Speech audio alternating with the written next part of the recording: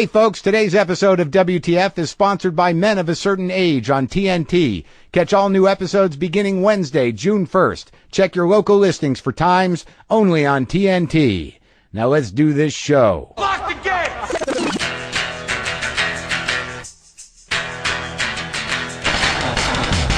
Are we doing this? Really? Wait for it. Are we doing this? Wait for it. How? What the fuck? WTF. And it's also, what the fuck? What's wrong with me? It's time for WTF. What the fuck? With Marc Maron. Okay, let's do this. How are you, what the fuckers? What the fuck buddies? What the fucking ears? What the fuckapinos? What the fucking nuts? What the fucking knots? All right, let's stop this. I am Marc Maron. This is WTF. Thank you for listening. Today on the show, the creator and executive producer of Community, Mr. Dan Harmon, will be in the garage. A very intense, very smart man. Very exciting to talk to him. What else is going on? I should tell you about some gigs. I neglect to plug my own goddamn shows on this show, and you would think that I would think to do that, because you would think that would be part of it. Hey, isn't Maron or aren't podcasters just doing podcasts to promote their live shows? Apparently for me, it's an afterthought, but I will be this week at the Foxwoods Casino at Comics. That is June. That's this week, June 2nd, 3rd, and 4th. So if you're in that area, that's somewhere in Connecticut. I think that's the name of the town. Somewhere in the middle of Connecticut. Take a bus, get on a train, drive your car, come out and see me and Ryan Singer out there at Foxwoods. We could use the company. I never know what to expect when I do a casino gig. I don't do them often. I try not to gamble because I don't like it. It does not make me happy. I've never had a successful role where I got the bug. I'm grateful that I don't have the gambling bug, but I've never had that one experience where I'm like, holy shit, I just made $50,000 at a craps table. Well, of course, if you're making, $10 to $25 bets at a blackjack table, there's really no way to win $50,000 at a craps table. So that never happened. And blackjack, the most I've ever won is $800, and then you got to walk away with it. If you're actually in the casino for 3 days doing gigs, how the fuck are you going to walk away with any money? Even if you win some money, why am I ruining my trip? I'm taking Sanchez with me, so we're going to have a good time. I'm looking forward to it. Maybe Singer will have his car, and we can go to the Mystic, Connecticut Aquarium.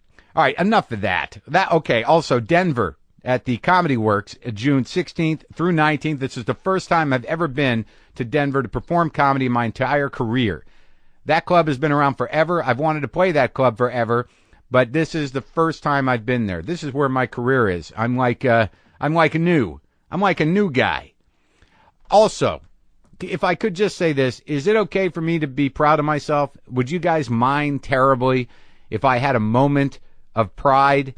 I don't know if you guys heard about this, but I got together with Jesse Thorne, who you guys may know from The Sound of Young America, Jordan Jesse Go, his guy Nick White, and we produced a 10-part series of WTF for public radio consumption. They are the very interviews that we did here in the garage, but they've been re-edited. Some of them have been grouped together in a 10-part series, the Conan interview, the Robin Williams interview, the Louis C.K. interview, the Judd Apatow interview is all on there. Mike DiStefano, Margaret Cho, Janine Garofalo, Dane Cook, Ben Stiller, to name a few. Bob Odenkirk, Maria Bamford. And we made a deal with the Public Radio Exchange to make it available for public radio stations. And it looks like WBEZ is going to start running WTF on June 5th. So if you live in the Chicago area, you can listen to that. KCRW here in L.A. is going to be running them beginning in July. And I heard the WNYC picked them up as well, though we don't know when they're going to run. This is an exciting thing. I never thought that when I started doing this, that this could possibly happen. I mean, it's NPR. I listen to NPR. Quite honestly, it's really the only thing I listen to. When I'm in the car or when I'm not listening to music, I have NPR going on in the house. I always saw it as sort of an elite world.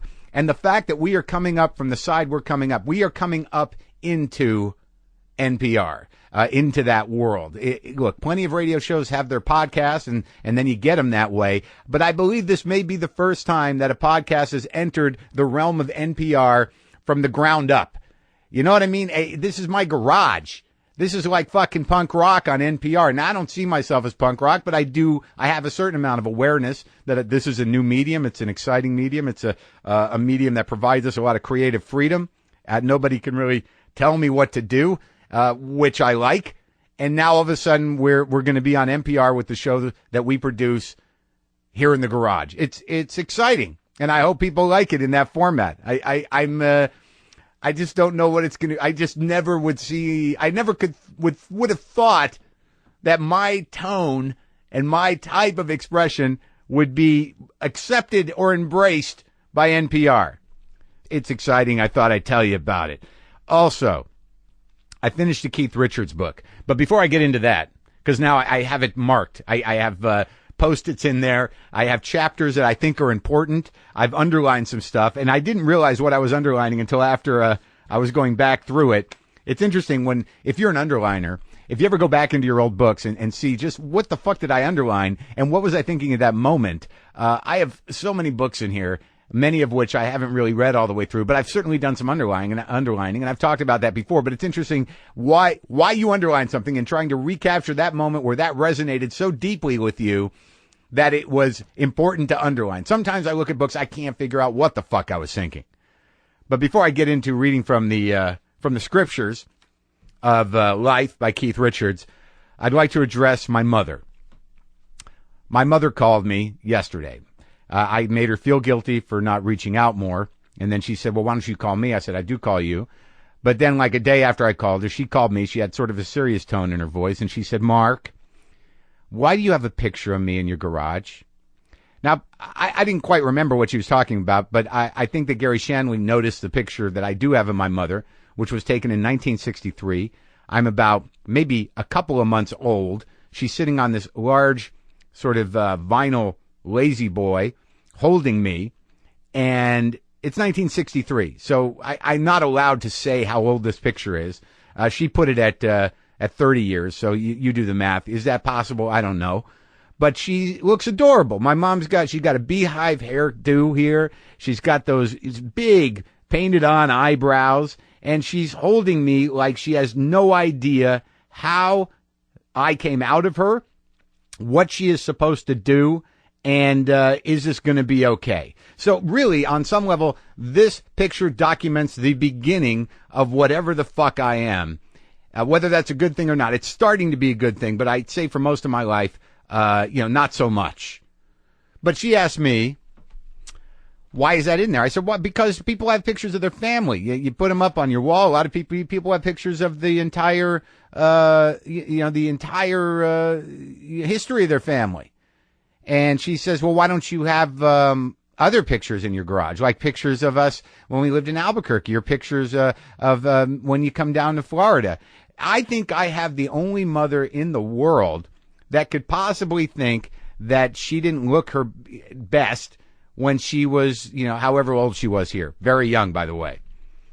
So now I'm in this weird position. I think she was concerned that Gary Shandling would judge her based on this picture of me and her from 1963, and she just didn't want that out there. Yeah, she wanted to make sure that if I'm going to have pictures of her, that I show her now because she likes herself better now. So now I've got to, find other pictures of my mother. Is that amazing? Isn't it even more amazing when you look at pictures of yourself when you were a baby? Like, how the hell did I get from there to this? And what have I gone through? Oh, my fucking God. Like that guy, that kid, that's a little fucking confused kid that may be about to fart or needs something to eat or just is trying to deal with shapes, is now me.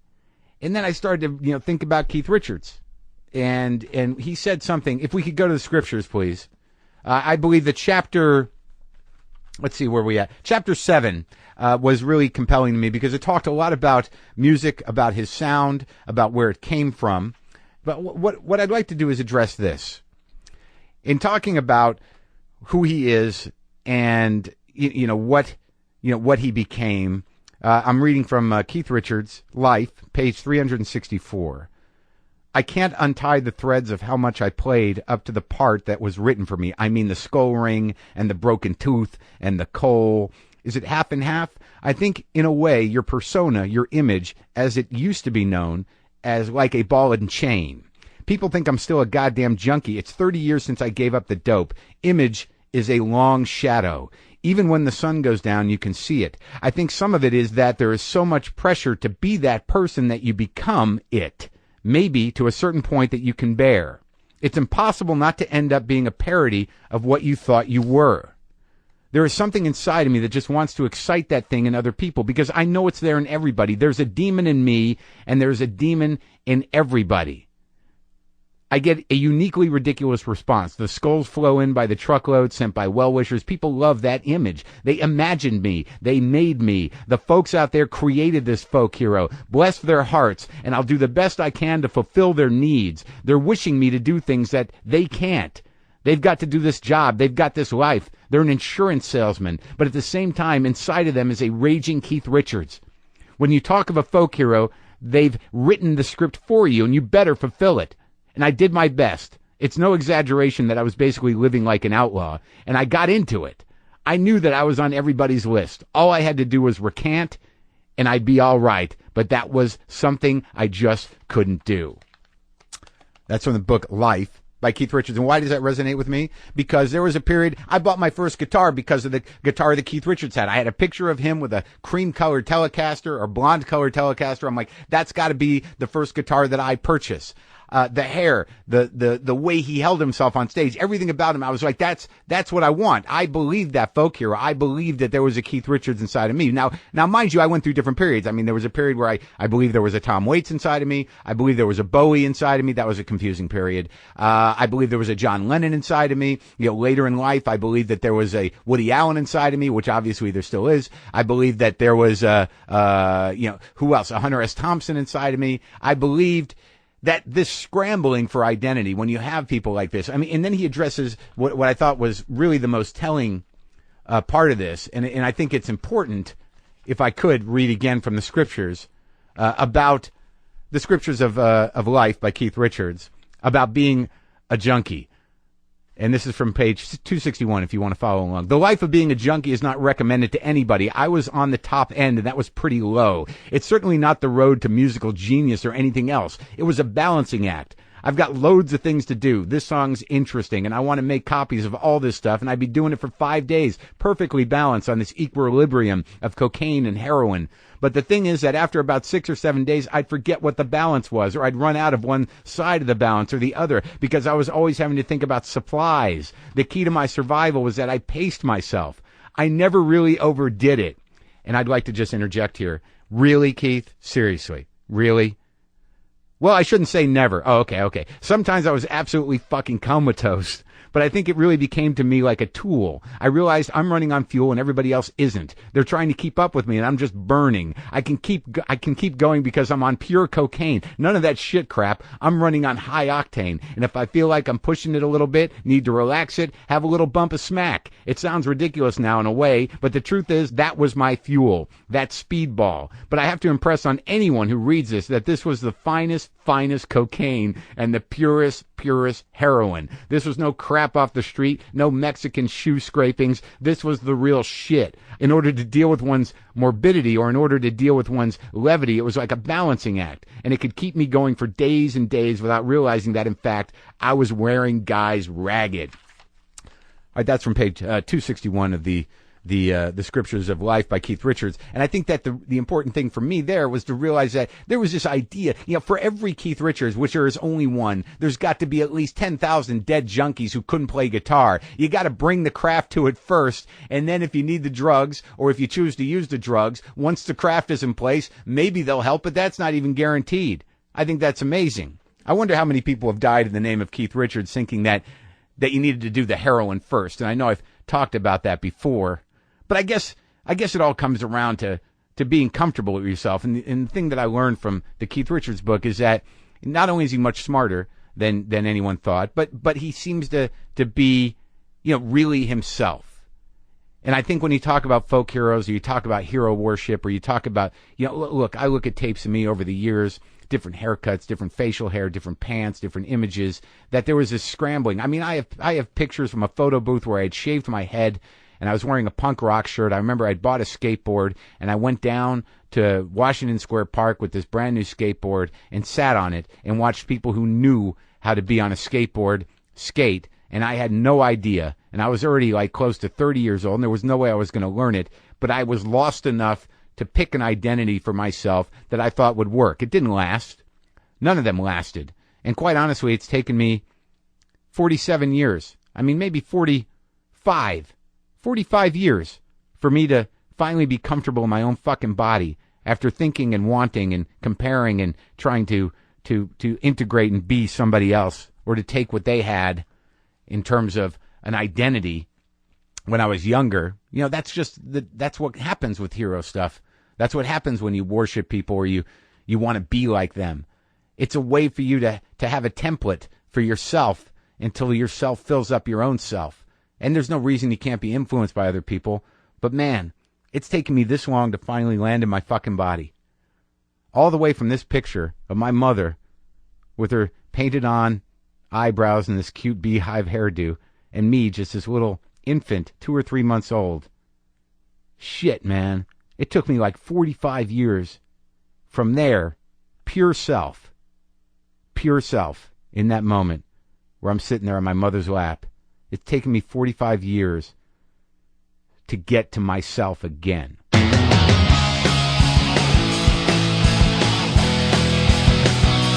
Okay, folks, as you know, Men of a Certain Age, the wonderful show with Ray Romano and Scott Bakula and Andre Brower is premiering on June 1st.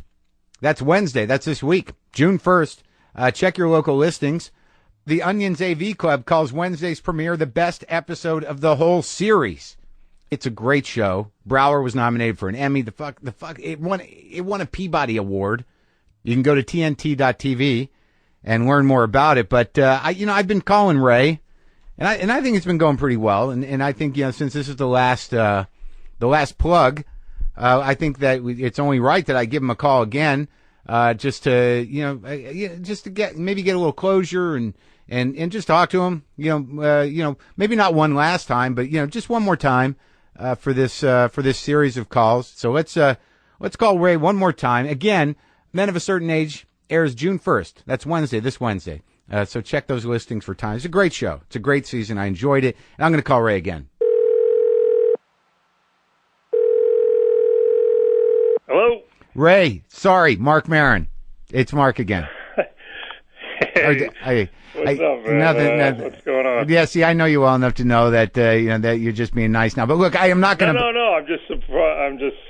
We just kind of just talked to each other. That's cool. That's cool. Well, look, I'm actually calling just to apologize for something. It's a little weird. I know you guys trusted me with this DVD, the what do you call it, the advanced DVDs. And I know that, obviously I'm not going to sell them or anything or put them online, right?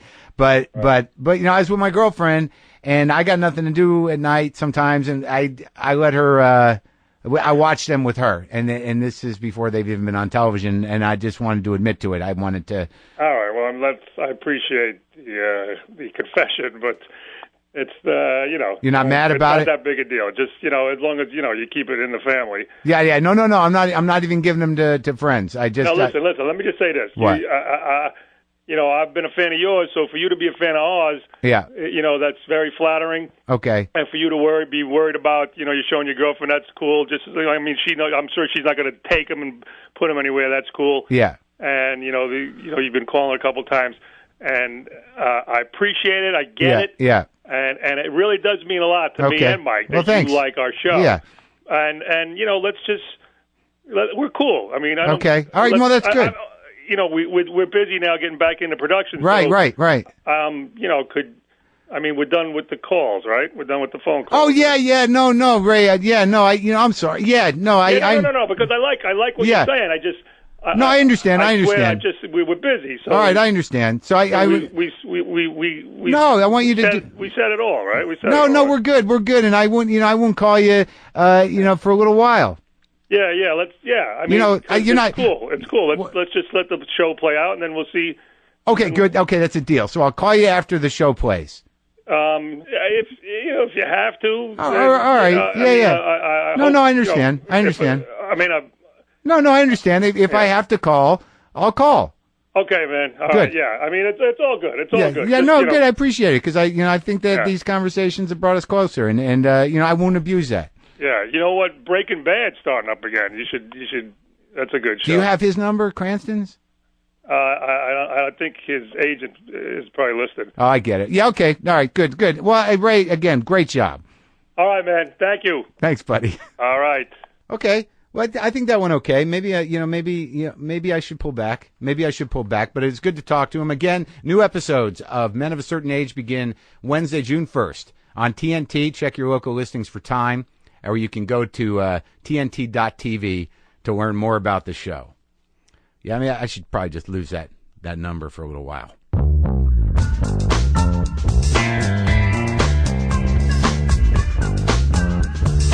How old are you? 38. All right, so I'm older.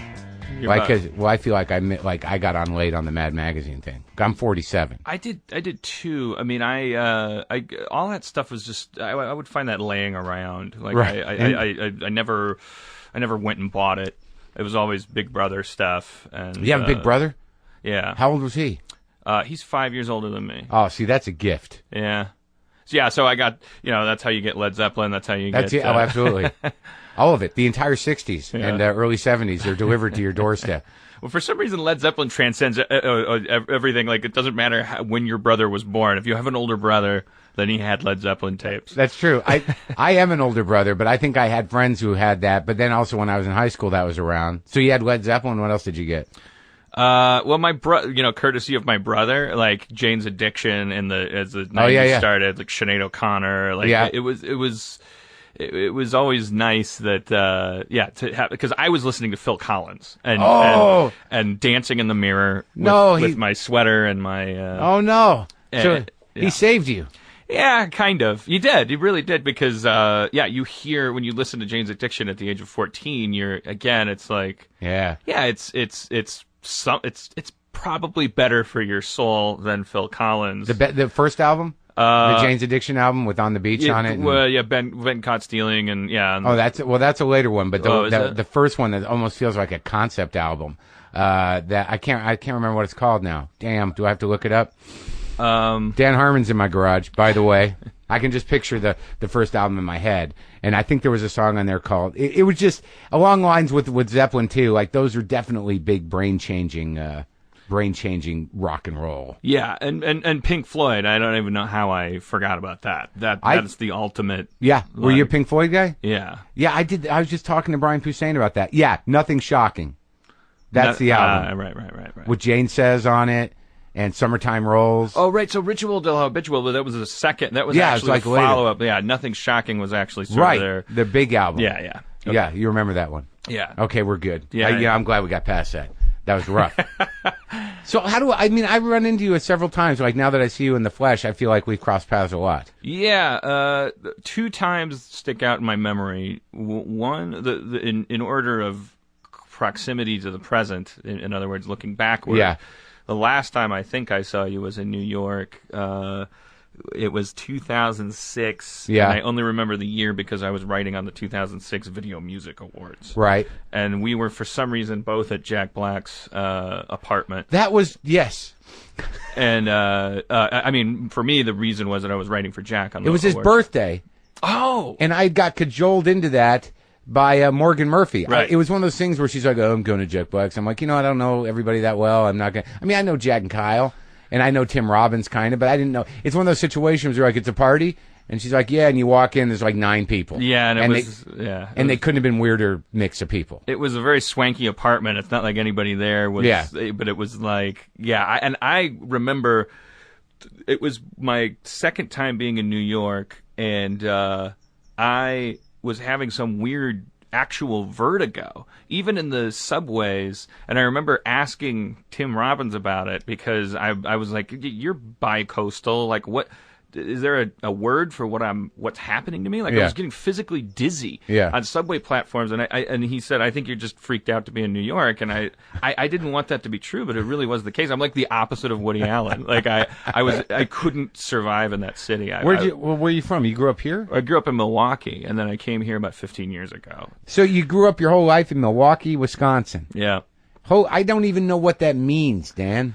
It means a lot of really fantastic things, because there's a lot of I don't want to use the word simplicity, because that's a word you use for stupid people, but it's also a Zen word. It's a smaller scale, obviously, city, which means for those of us who are not prodigies, who are not blowing minds by 15, I think it's better to grow up in a smaller town where you have this sandbox where if you decide at 22 that you want to do stand-up, you want to be a writer, want to in Milwaukee, if you stood on a street corner and said, I'm a welder, and you did that 3 days in a row, sooner or later someone's going to give you a job welding. Like and that same went for writers. I mean, you didn't get paid anything. Right. But in the 5 years from when I declared myself a writer to when I was leaving for LA, I was like working for the mayor. I was doing like radio shows. It was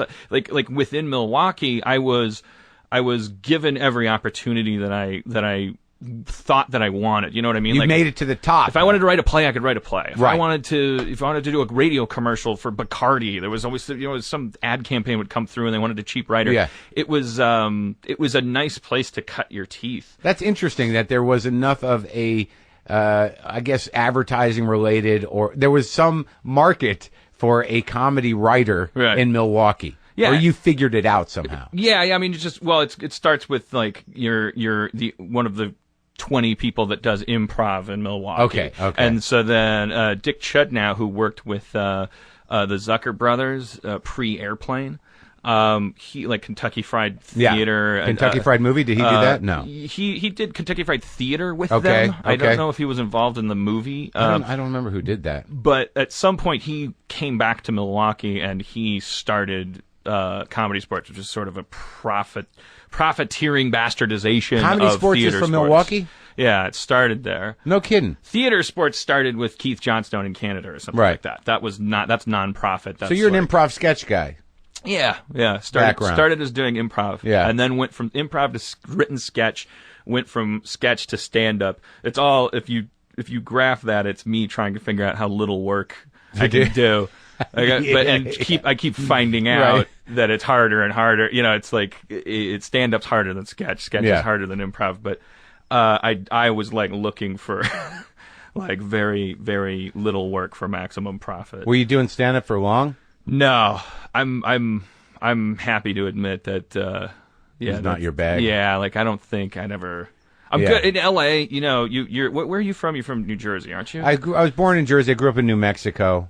So, I didn't have any writing jobs. But if you've ever done stand-up in like a smaller town, sure, and then come to L.A., you'll notice that it's a little softer here. Yeah. Like people get up and I guess it's because your audience doesn't have work in the morning, and they'll probably have stand-up gigs too. So everyone sort of defaults to that kind of like, well, my stand-up's not working 2, 3, 4, and everyone laughs at you saying 2, 3, 4. Well, I think that dichotomy is doing it for a living and doing it because you can do it. Mm-hmm. I mean, like it seems to me that if you're out there doing the job of stand-up, you don't do much of that.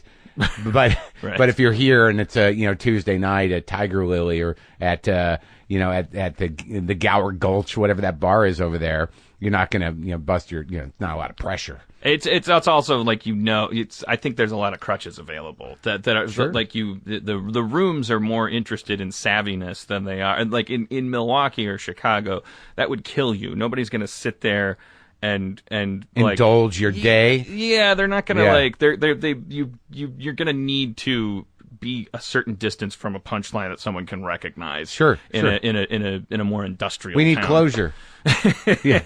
Well, that's interesting because as you kind of progress as a comedy writer, it seems, and producer. I mean, you're at the top of your game now, but it would seem that in relation to Middle America or in relation to the Midwest, that programs that you created, like the Sarah Silverman program and Community, would also be sort of confrontational to them in terms of their sensibility of what is funny. Yeah, it's all about making your mom mad, not cleaning your room.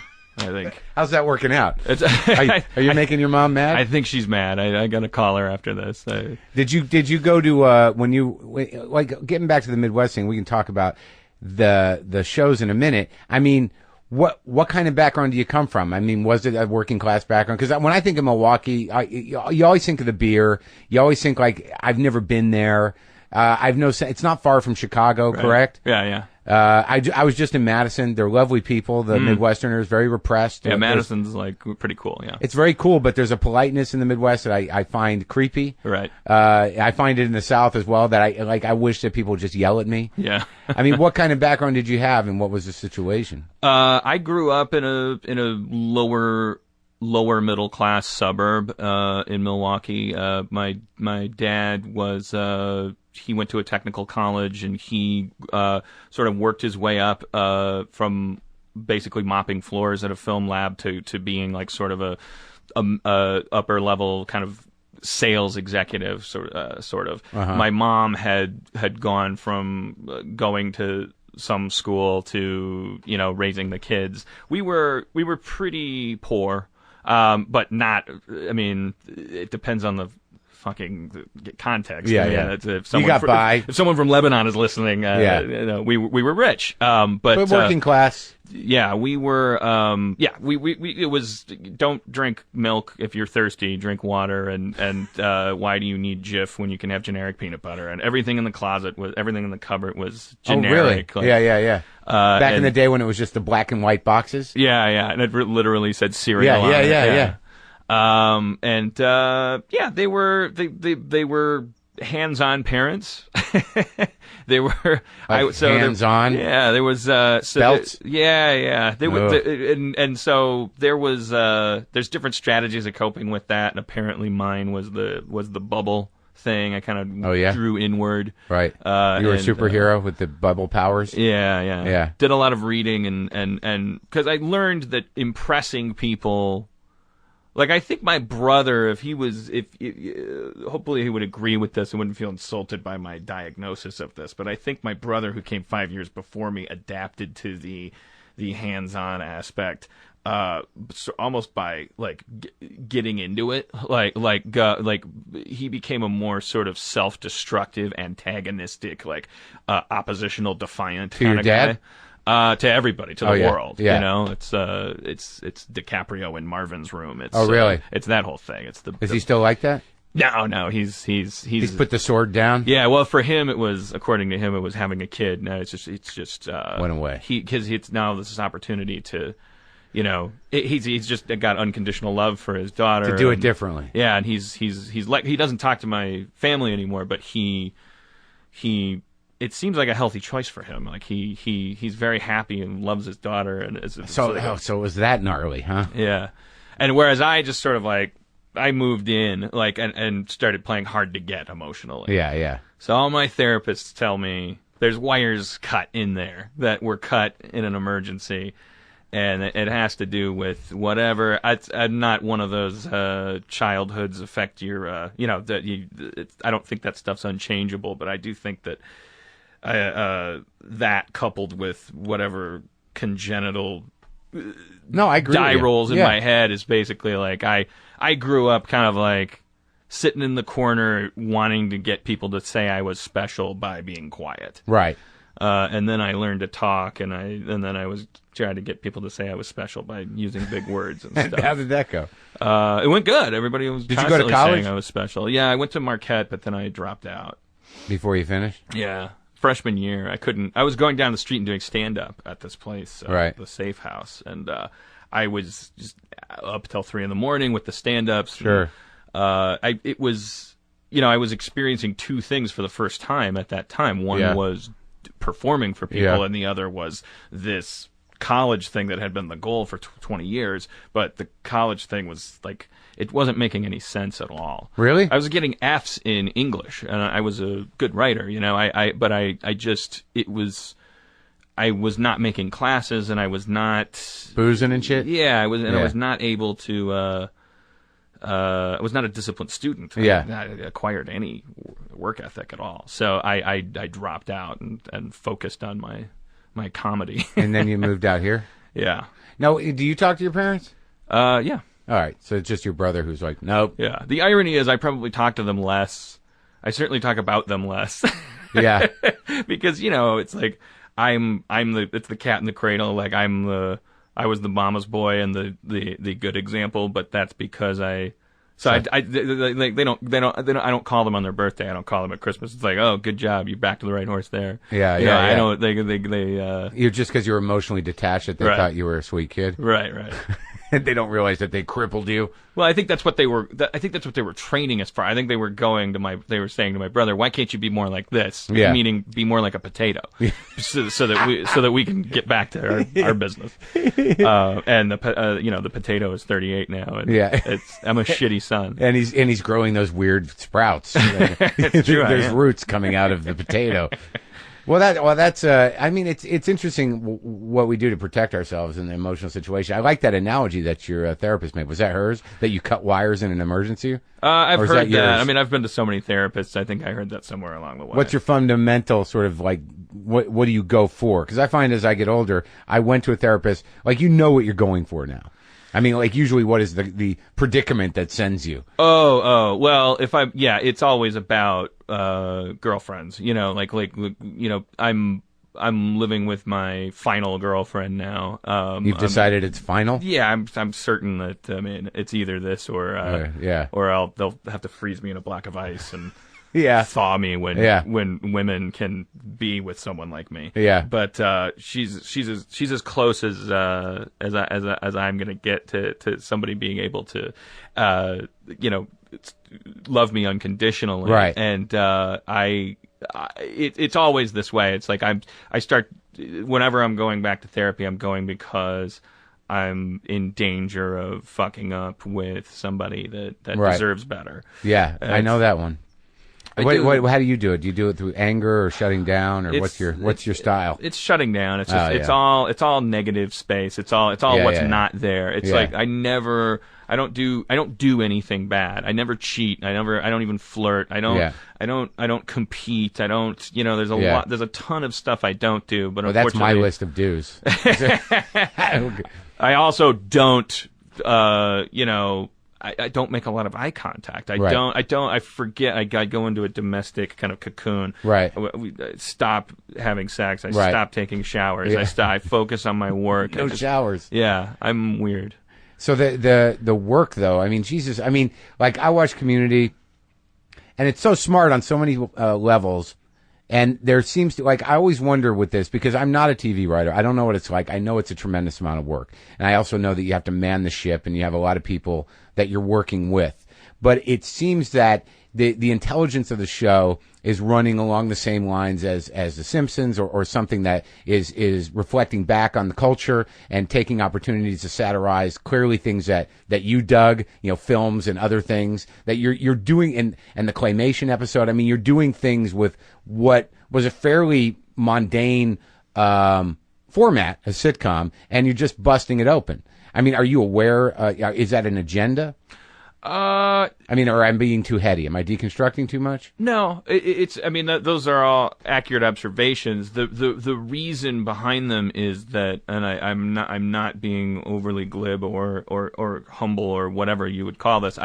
I'm really 100% sincere when I say I do that because I would not be good at doing it. There are better people, obviously. You can see from the Nielsen's. There are better people at writing the more straight shot at the bullseye kind of fare. So I've got to play in my strong corner, which is being sort of,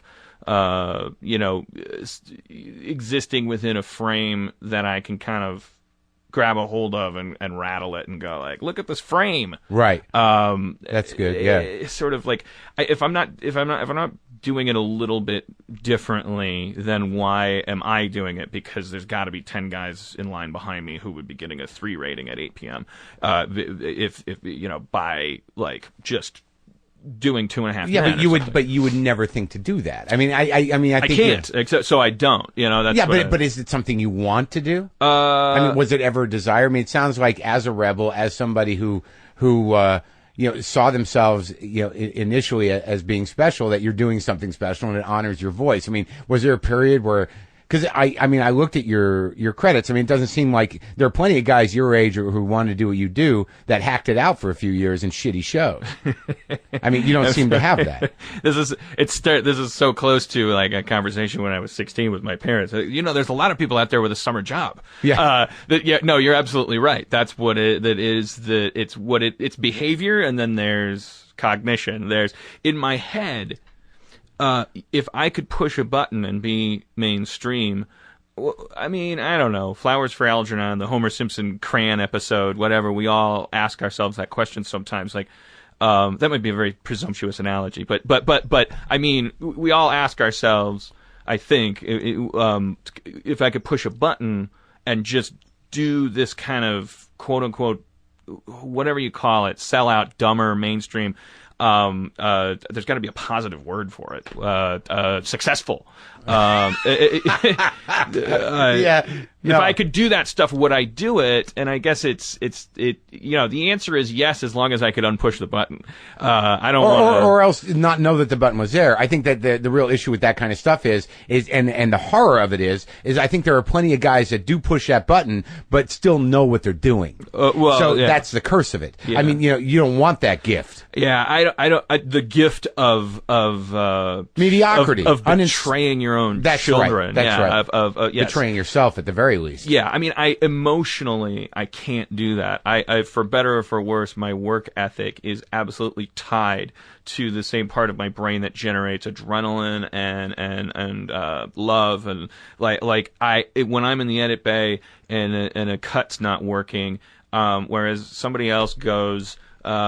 Yeah, well, you want to try that a different way? So I just tend to go like, yeah, and I try to control it, because I have to work with other people, and this show is a bit, you try to control the control freak. I try to control the emotional quotient to my emotional investment in what I do, because I'm operating in a medium right now where that is very often a liability for everybody around you. In the sense that you could create a negative workplace. Yeah, you're a crazy person. No one wants to work with you. Right. Have you been that guy? Yeah, sure. I've yelled and like I get when I'm in the middle of, it's like, when you're in the middle of taking a shit, when you're in the middle of peeing, when you're in the middle of coming, giving birth, name any process where something is coming out of you. I've done 3 out of 4 of those.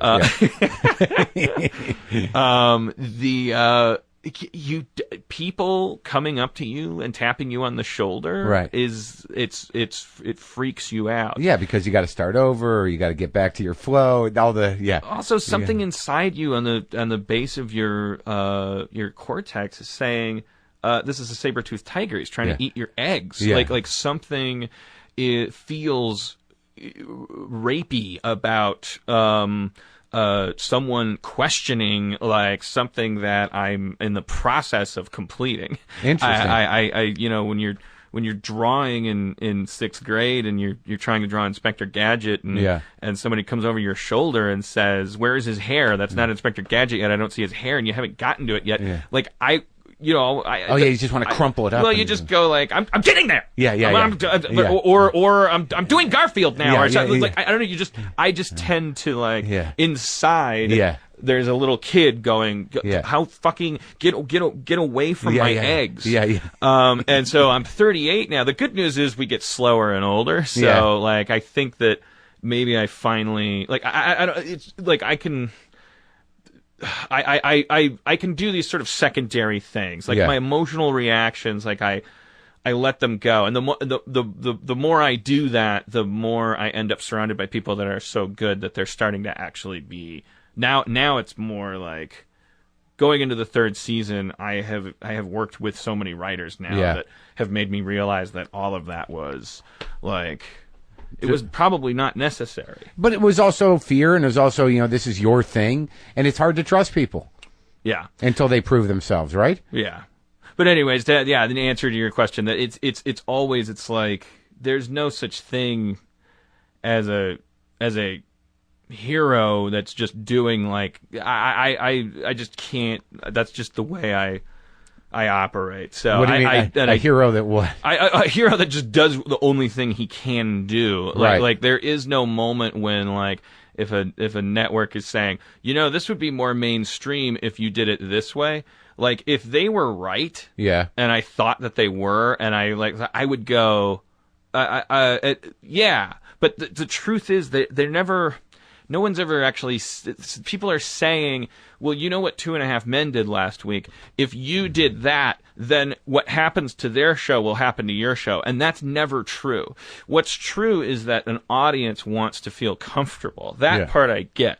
And then I understand how, like, I often, like, am flying in the face of the audience's comfort. And so there's a ceiling, perhaps, on the mainstream appeal of whatever I do. But the important thing is, if making people comfortable was the only thing you had to do in order to get ratings, like that's what you have to do after you get their attention. That's what you have to do after you engage them. But isn't that just a comfort relative to context? It's not like you've got people on there peeing.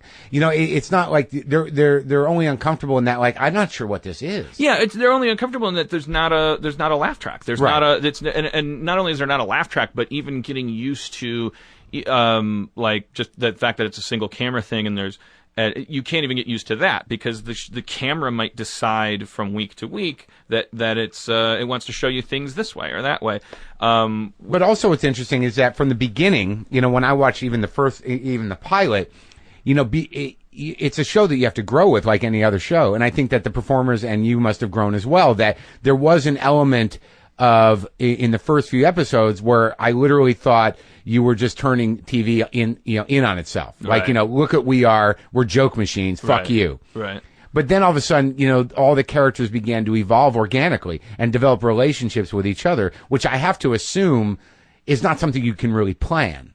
No, you certainly can't schedule it. You can have it as a goal, right? Because it's TV, but you can't. I remember thinking that it would take 12 episodes in the first season for the show to become less about Joel McHale not wanting to hang out with these knuckleheads, and it happened so fast. Like as soon as these people were on screen together, and the audience was seeing them on screen together, they were 6 episodes behind what we had already done. Right. And so there had to be all this correction even in the first season because the chemistry between these people, it made it perfectly believable that they would all just be hanging out all the time and helping each other solve problems. By Halloween of first season, it was an ensemble comedy. It was a family comedy. And yes, you're right. It was like there's this. I'm always trying to gain and keep the audience's respect. Right. I always want them to know that the show doesn't think they're stupid for watching. Right. And there's a fine line between that and making them feel stupid for watching. Right. Because the other thing that you want to convince them of is that you're not going to hurt them. You're not going to get bored with your own show. You're not going to that you can do this every week for 5 years, 7 years, and everything's going to be fine and comfortable, and yet it's never going to lapse into mundane habits and like that. Well, I think that the opportunity you have, given that your backdrop is this community college, or is that you're not tied to a traditional family situation where the obstacles are just going to be familial and work related. Right. That you seem to have created a venue to where you can run just about anything you want through it. Yeah. I mean, and you could even, like, if you really wanted to, it seems that like you could, if you wanted to do an episode where half the episodes was like a sitcom within a sitcom of a family episode revolving around one of your characters' families, you could do that. Oh yeah, absolutely. And it would work. Yeah. I mean, people think that there's a shelf life to the fact that it's community college, but the show's not called community college, and I was urged to call it community college because really? They did testing and is that this is the word community is not it's never going to trend on Twitter and it's never going, people aren't going to remember it. It means nothing. It's like calling your show and I said, well, it's also like calling it Cheers or it'll get there. But and if it doesn't, then what are we doing? But more importantly, what if we last beyond 4 years? Are they all going to grow beards and start teaching each other? Wouldn't it be nice 4 years from now to have no. The word blackboard isn't in the title, right, because you never know. Yeah. And I've been demonstrating, with increasing frequencies, sort of strategically, that although the show,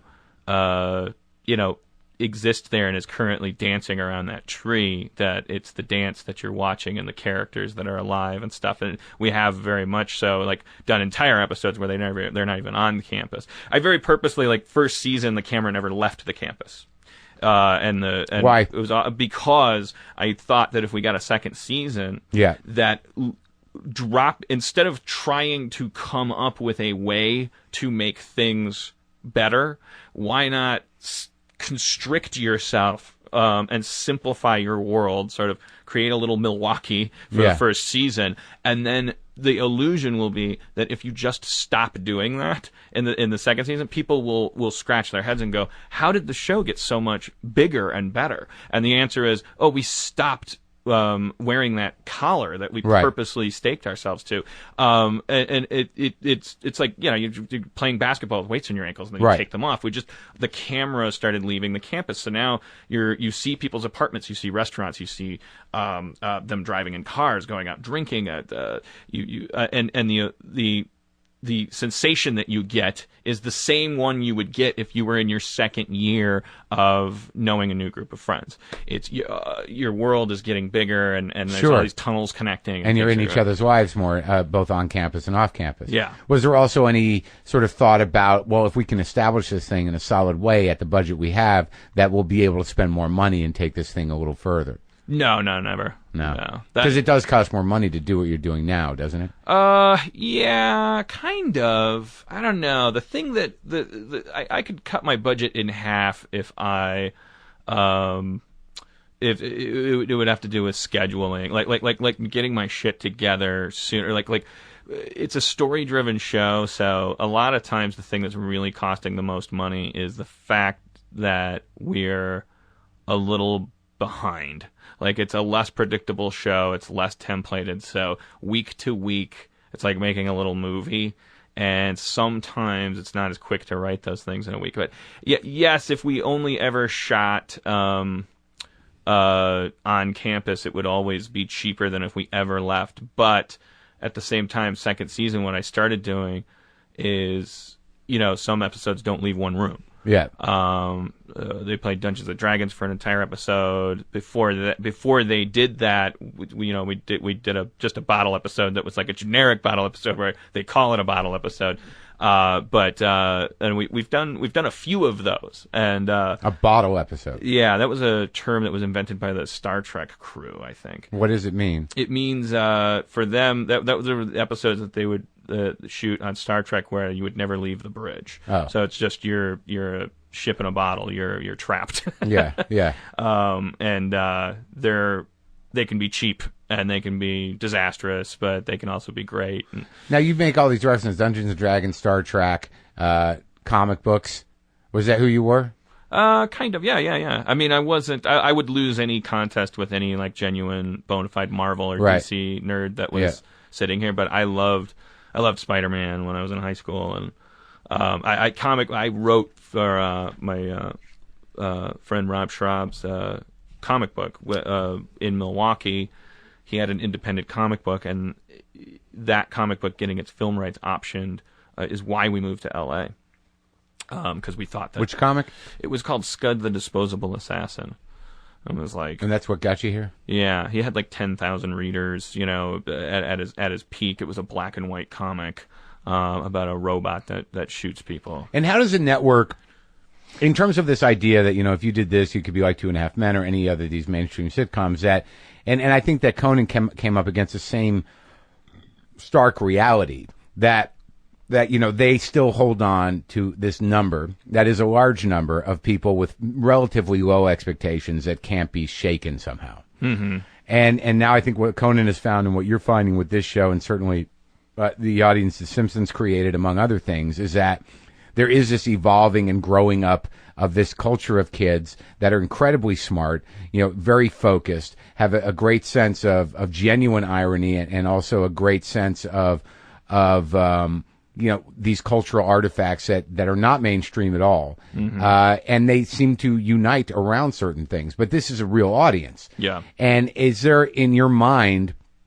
And they're a real upscale audience, and that's something that does appeal to even their crassest sensibilities, because the upscale demographic means they have money, the IQs and money, and parents that can pay for college and stuff like that. These things all relate to buying the toothpaste that's being advertised while you're watching the show.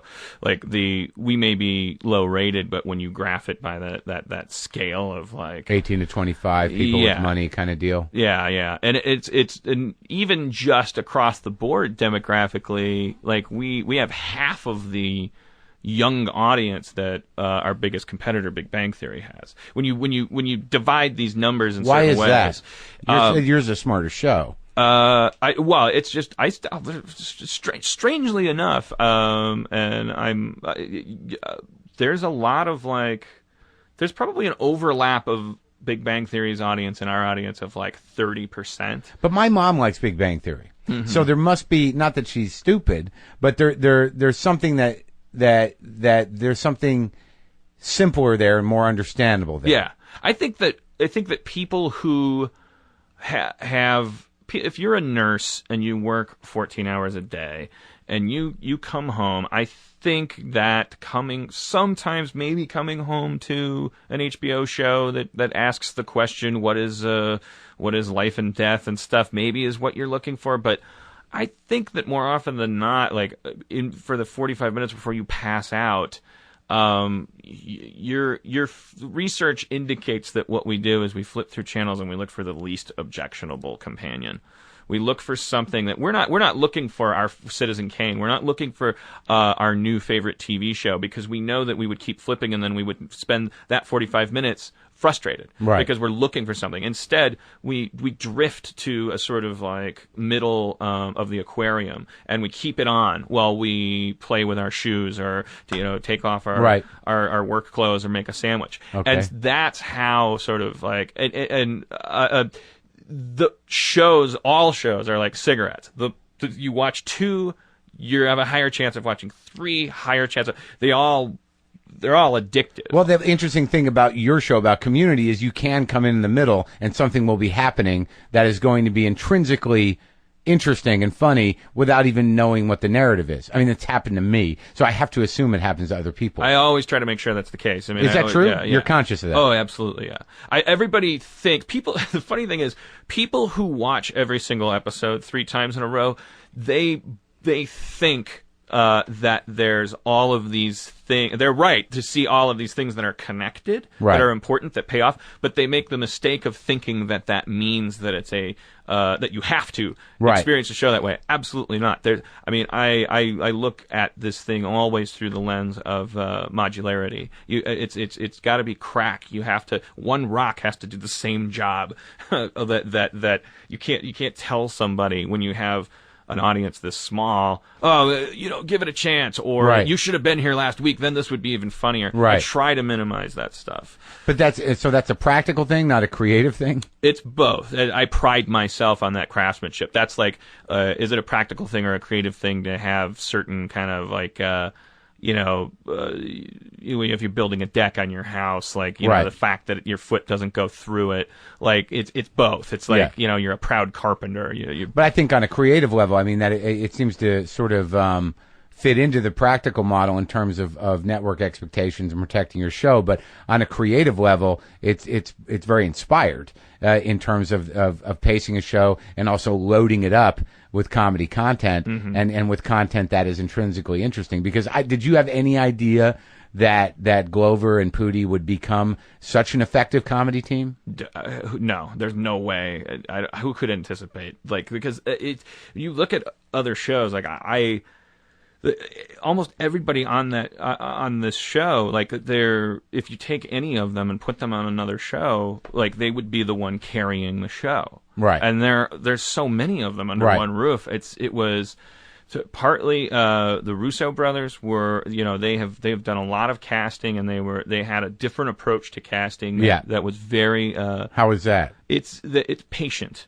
Right. They said, look, everyone's going to try to pressure you into closing the bird in the hand, and mixing the metaphor.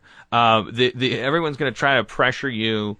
That's going to always feel like that parking space close to the Rite Aid, but not quite close enough. And that fear is that you don't settle for that one and look for a closer one, and you come back and that one's taken. Yeah. Because all the good actors, they get snatched up in pilot season, but it's never really. There's no. This is them talking to me, and they're like, there's so few stories about. The one that got away, right. And so many more stories about. Thank God we waited. Right. And so we like with Donald Glover's character, we just kept looking and looking and looking and looking, and we just had this policy and casting of until we're blown away by each of these people as individuals. Then what's the point? What are we going to do? Go to pilot with 3 of them being meh, and then we'll change it after? It's like, how long did that take? It took the full time. I mean, it took so long that by the last character we cast was Jim Rash, who plays the dean. Yeah. And we literally... The bald guy? Yeah. He's an oddball. He's very funny. He's amazing. Yeah, he really is. He's great because he's a writer. The writer said, he's a groundling, and he's not only is he a writer, but I mean, he's a good writer. Like, right. He's actually he has his own writing career. He writes movies and stuff. And right. But he's a comedy writer, so you give him a joke, and you just never have a conversation with him. I mean, that goes for Donald too. Donald was a writer on 30 Rock, and everybody's got a really high comedic IQ on that show. Anyways, we cast Jim Rash on the second day of shooting the pilot. Like we were almost done shooting the show, and we were downstairs from the building where we were shooting. There were people wanting to play the dean lining up because right. we still hadn't found somebody. Wow. Well, I mean, it just seems that everybody seems to be interfacing and interacting with each other, and they're it seems the characters are so set now that they can really have fun within those characters and how they interact with the other ones. Now, does that stuff? Is there any improvs or no? Oh yeah, tons. That more as we go along, because it becomes I think the writers and the actors, even though we barely see each other,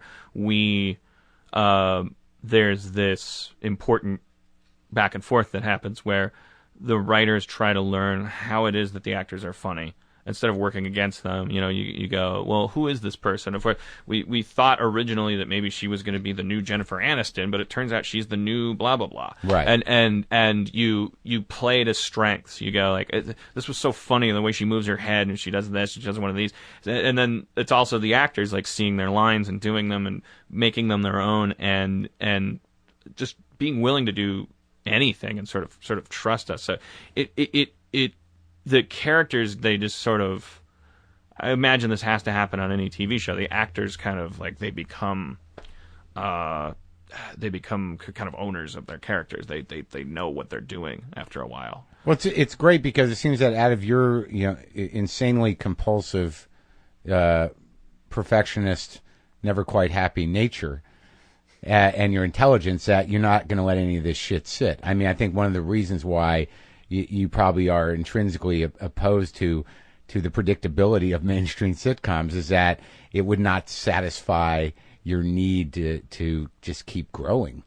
Yeah, I do think I think it's our responsibility as people who strive to entertain to admit to ourselves that we're doing this because we are hoping that other people out there are like us, and if they're not, that to find the things that are similar so that we can start to connect. And so if you admit that, then your responsibility, yes, is to entertain yourself. It's like if you're a cop on the street, your responsibility should probably be, no matter how stressful the job gets and no matter how many excuses you have, yeah.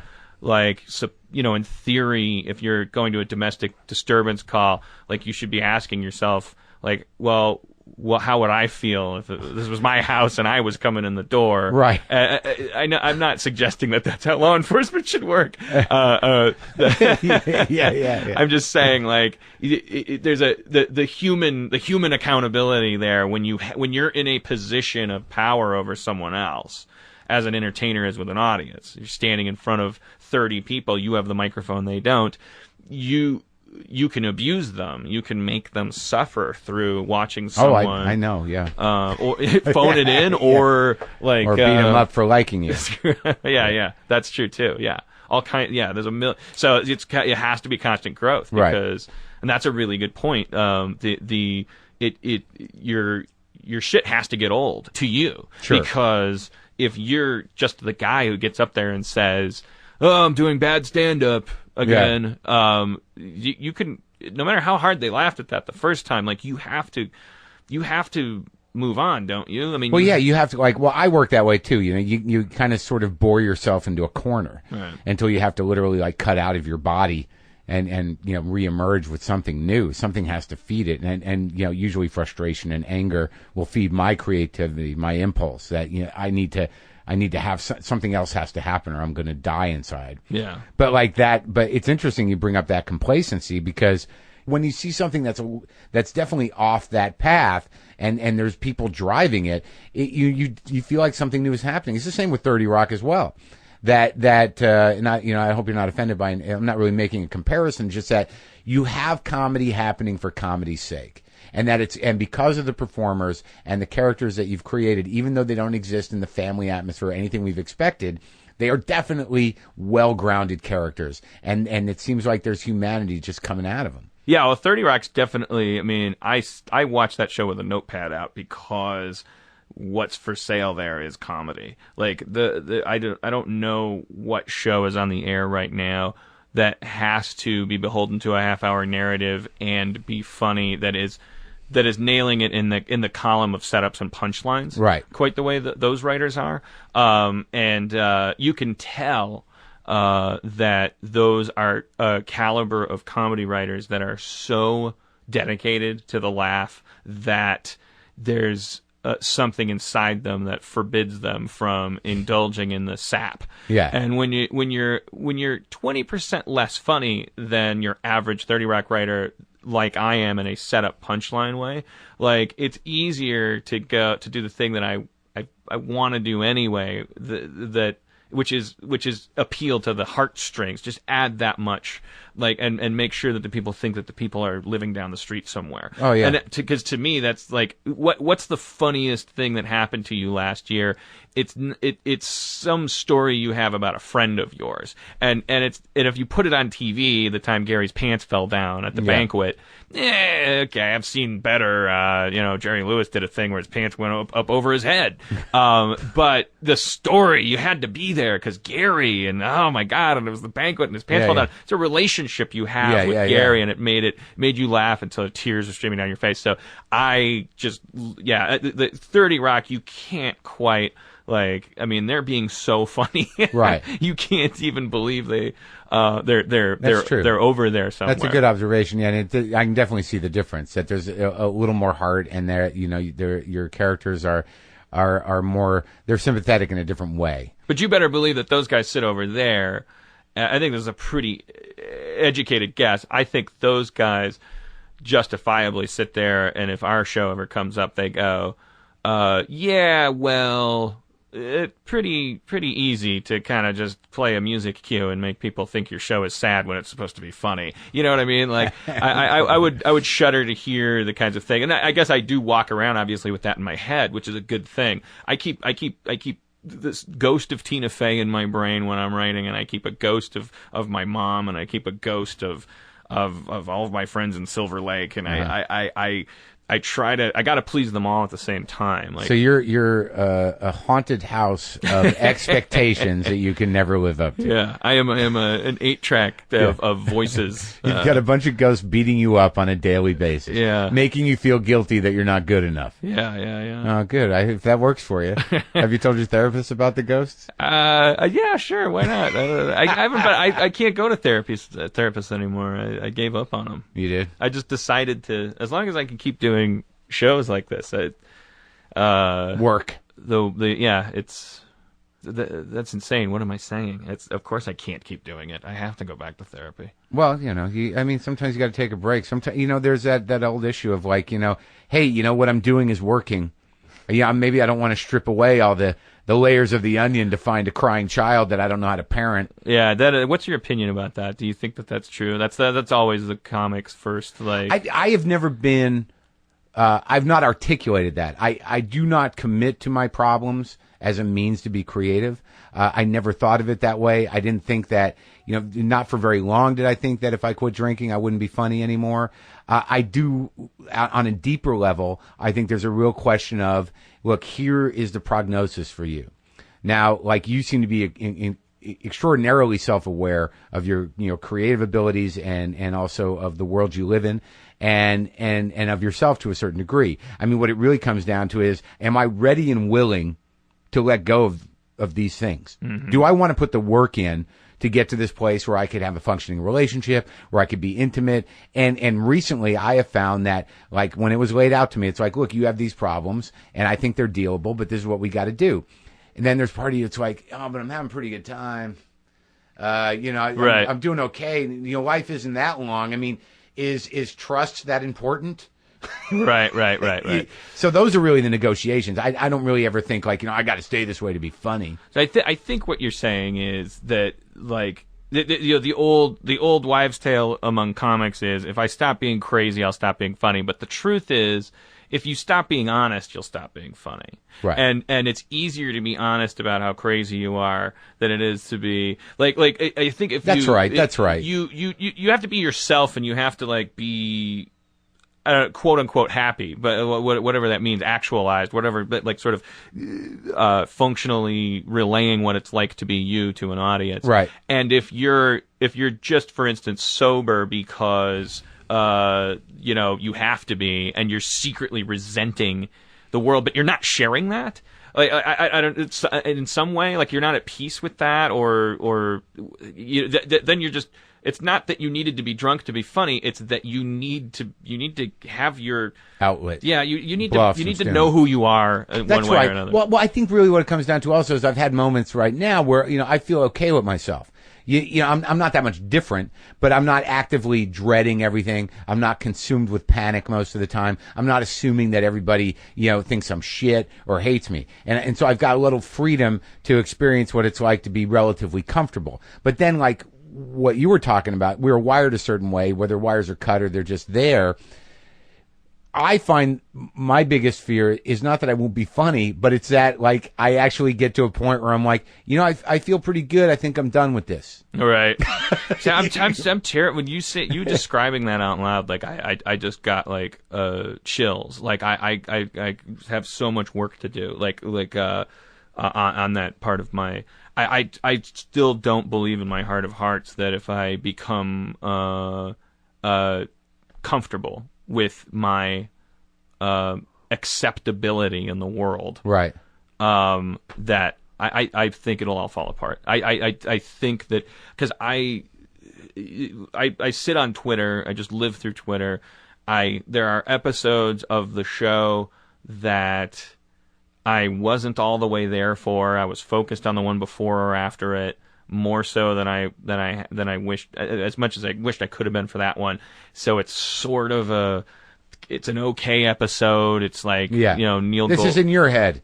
This is in my head that I'm making all these judgments of the content. Yes, but on some level, then aren't you doing what you said? That aren't you? You've got to be careful not to assume that your audience thinks what you think. Well, or you're going to take shit away from them. Well, do you express that stuff on Twitter? Do you say, I didn't really like that? No. Okay. God, no. Yeah. I learned that a while ago. Like deflecting compliments used to be my specialty. And sure. So someone pointed out that that's offensive. Well, you've got to make sure, unless I'm not talking at you, I'm talking at myself, but like all those ghosts that you have in your head are your own ego's manifestations of those individuals. I'm sure Tina Fey has a tremendous amount of respect for what you do, and probably genuinely. So you've constructed these archetypes for yourself to provide a service for you. But that doesn't mean that's what's happening. Oh yeah, that's true. I mean, I would never get on Twitter and go like, oh, this episode sucks. Sorry, I wanted to work on it more because it's that's just a fact. That's like me putting my thumb on the scale, and that the whole point is, how am I driving? And I can't, how did this work? Did it work or not? And you can only know that by unveiling it and having them react organically.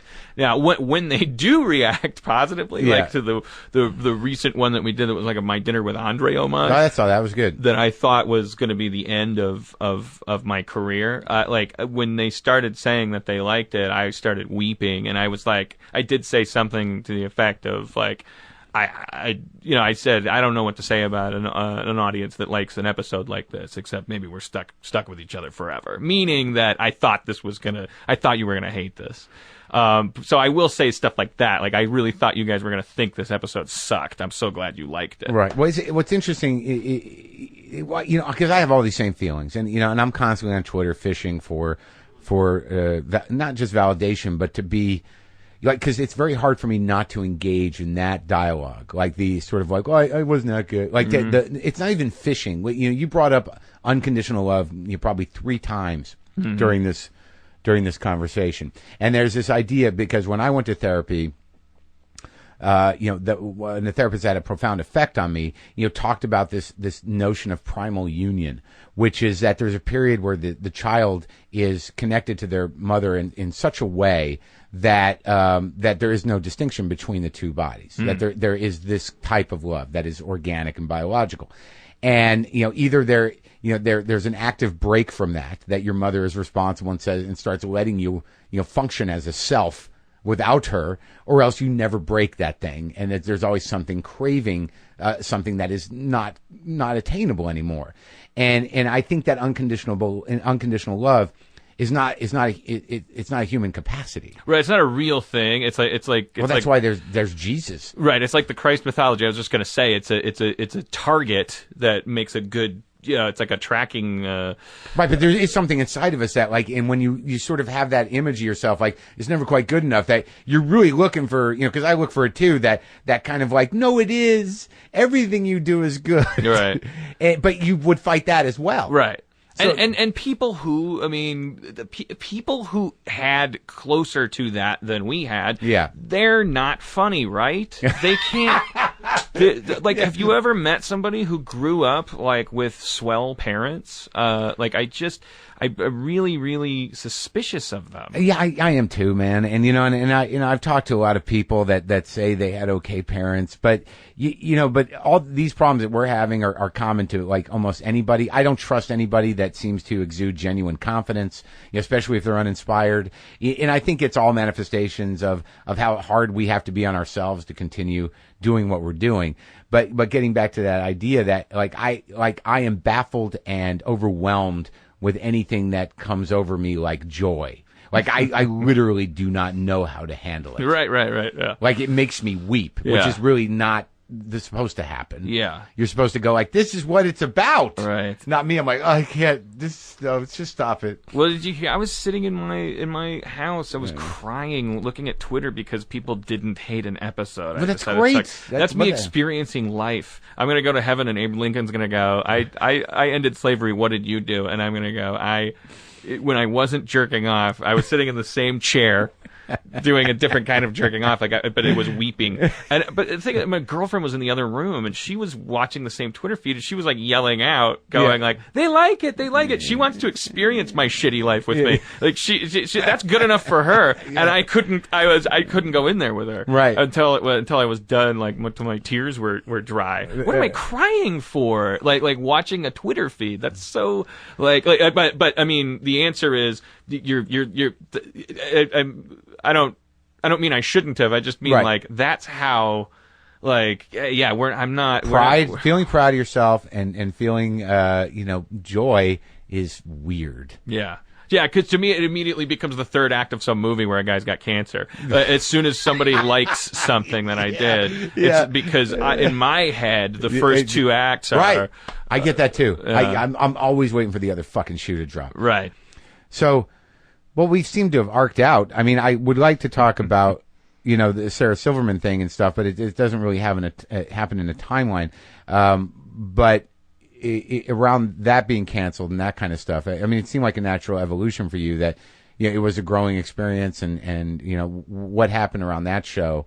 What was the fight there? That was a different growing experience for me because I left that show before they even started airing the first season's episodes. Oh, so you were out. Yeah, Sarah and I had kind of we had sort of, it wasn't even creative differences, it was personality sort of conflict, and it was the buck stops with me. I think I'm bad to write with.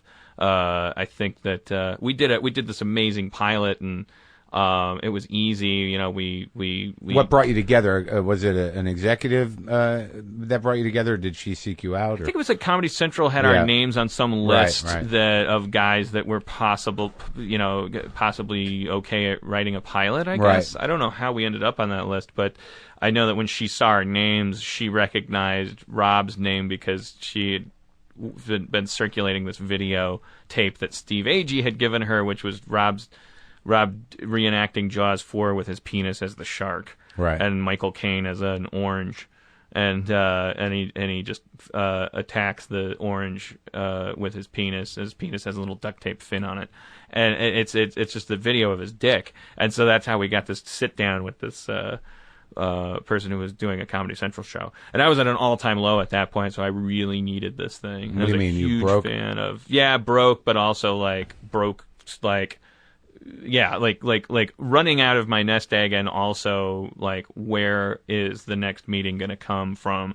What am I going to do? Yeah, and also on top of that, huge fan of Sarah's. For a long time, really admired her voice and her craftsmanship. She's a very meticulous stand-up. And, yeah. And I really felt like if I don't write the show, it doesn't matter if the one that they do without me is good or bad. I'll kill myself. Right. I'll because if it's better, blah blah blah. I don't have to expound on that because you know exactly what I mean. It's but we did the pilot, and the pilot was great, but then trying to do a show together, me as head writer and her for the first time finally getting her props and I kept thinking to myself, oh, I get it, I'm Larry David and she's Jerry Seinfeld, so right. Let's do this.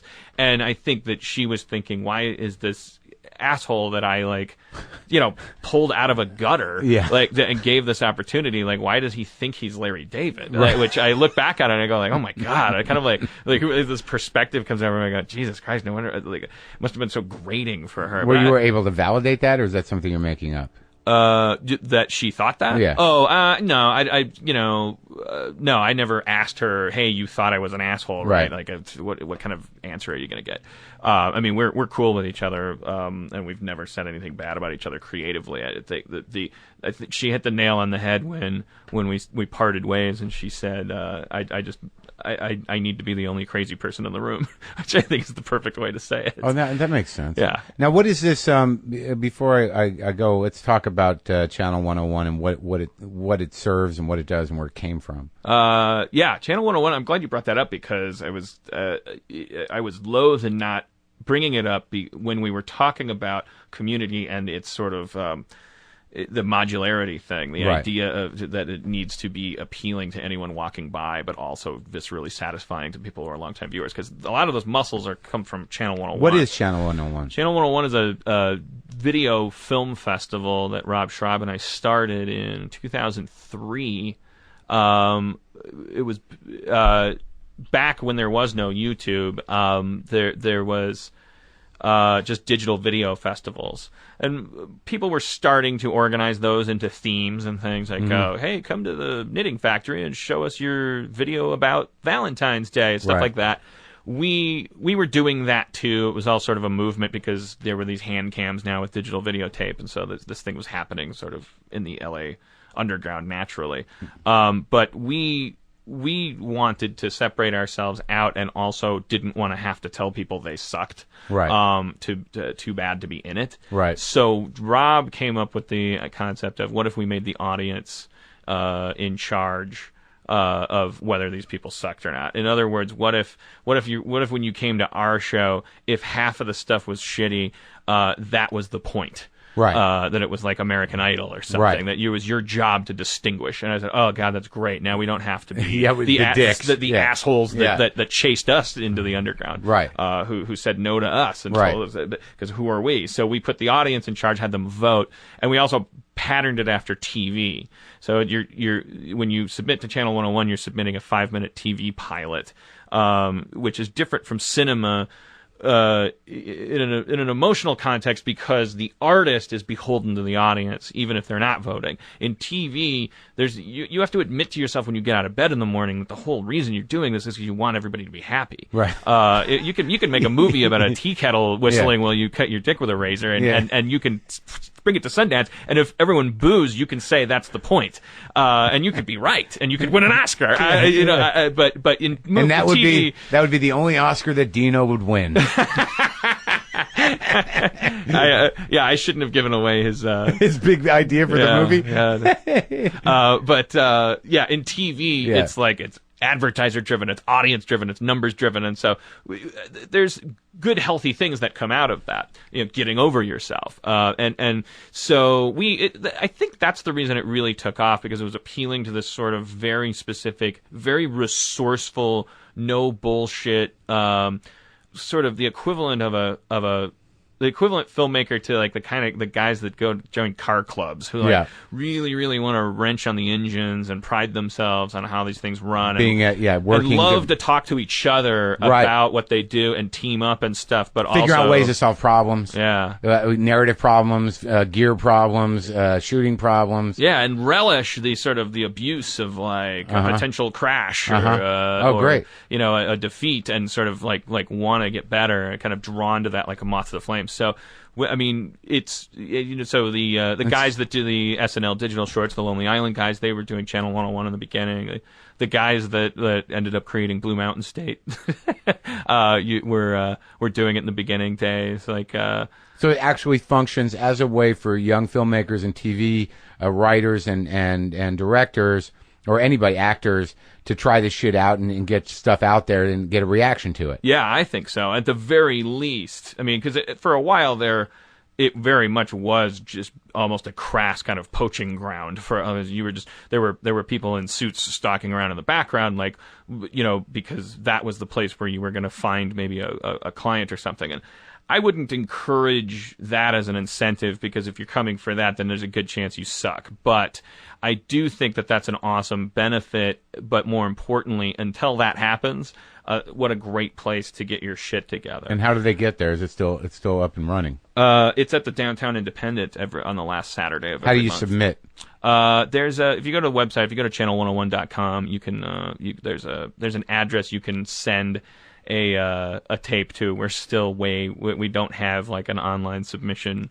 How do you have time to fucking deal with that? I don't. Okay. We've long since sort of like Rob and I show up for every show, and we introduce it, and I write a check, to keep the web server running, and to keep that, we do an award show every year, and I sort of, it's my Ronald McDonald house for wayward filmmakers and TV writers. Now, how did this impact modularity in your thinking? Because the audience is never a guarantee at those things. The only people that excel at those things are the people that strike a balance between entertaining everyone who's new that night and everyone who voted for your show last month. Mm-hmm. So you do have both people there, because the whole point is if you get renewed on a month-to-month basis. So there's no 6-episode order. You can't just rest on your laurels and say, well, so it's actually okay. I get it. So it's episodic. Yeah. So you want people to get in there and keep winning. Yeah. The day you're off your game, you're canceled. Period. I mean, if it worked that way in TV. That's great. So there isn't a competition element to it too. Well, that's awesome, man. So that had influence on you creatively directly, because you saw how much energy was going into these 5-minute pieces, mm-hmm. and whether or not they could string a narrative to, and they would also stand on their own as well. Yeah, and another thing that we all adapted to doing in order to strike that balance is genre and medium became a variable. You know how like everybody was wondering before Einstein whether or not there was some ether that light traveled through and stuff, and he was the first guy to say, well, what if time and space were variables? And people said, oh, that's crazy, look at your hair. But what if genre was variable in television? And not just in a, I mean, I guess the answer is moonlighting. But there's sometimes, I mean, so Channel 101, like, we sort of, it became a common thing to do, to have your, I mean, one of my first show was called Computer Man. It was Jack Black, was my computer. I spilled blood on my keyboard and it became Jack Black with like a monitor on his head. Yeah. And in his underwear. And it was like this sort of buddy show about me with my living computer. And 3 episodes in, it was getting stale. So I remember like the 4th episode, they got launched into space and it became like the sci-fi show. They were out in space trying to, so and that was that became a commonplace thing, like in the latter days, like 2005, 2006. Somebody would launch a show. I remember these guys, Ryan Ridley and Abed Gaith, did a show called Phone Sexers. It was about 2 guys that do a phone sex line. Every episode was kind of like that. Like they did a Phone Sexers episode that was like Die Hard. They did a Phone Sexers episode that was like Hellraiser. Right. That was like peak form. That was going on before that and since that. But I remember that sticking out and going like, isn't it great that those characters, that's the only thing that's consistent, and the sort of premise, but the camera can just decide that this week it's a thriller. Right. Okay, I get it. So that actually had a profound effect on your sensibility. Yeah, I think we all toned those muscles simultaneously. Well, right on. Dan, it was great talking to you. You're a very fucking smart guy. Well, I hope you'll understand, given the content of the interview, when I say that I don't think I did a very good job on your show. Well, I would first, tell the committee and the head that it was great. And I'll tell you to your face that it was one of the most intellectually engaging episodes I've done. Oh, well, fantastic. All right, man. So Conan was dumber? Is that what you're saying? I gotta go.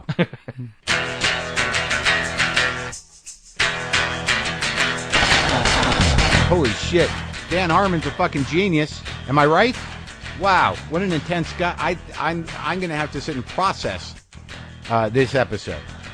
It was a very compelling conversation.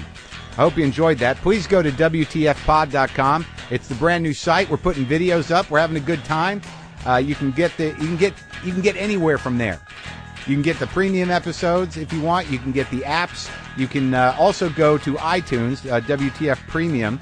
We're uploading more of the classic episodes, the older episodes, slowly but surely. You can do that. JustCoffee.coop, of course, always. Where is mine? I iced it. Cold brewed, iced, JustCoffee.coop. Pow! I just shit my pants, but it's chilled. It's chilled. Again, Foxwoods Casinos. That's this week, June 2nd, 3rd, and 4th. Denver, Comedy Works, June 16th through 19th. Why can't I write so I can read my fucking writing? All right, I got to go find some pictures of my mother. I'll talk to you later.